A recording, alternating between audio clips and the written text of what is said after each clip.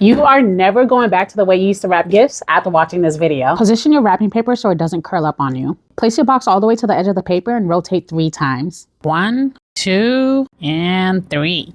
Now cut a few inches away. I do about 4 finger space. Now to measure for the sides, place your box back down and the paper on the side should come up 3/4 of the way. Once you measure for one side, do the other side and cut off the excess. At this point, if you had your paper right side up like I did to prevent from curling, get your box right side up and the paper the right way and fold one edge of the paper over with about an inch overlap. Tape that down, then push the box into that side of the paper so it's nice and tight.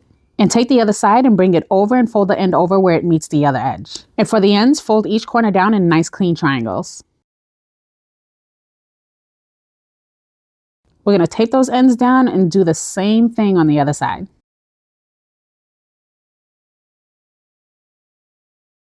Now you know how to fold a gift perfectly without wasting too much gift wrapping paper. Enjoy!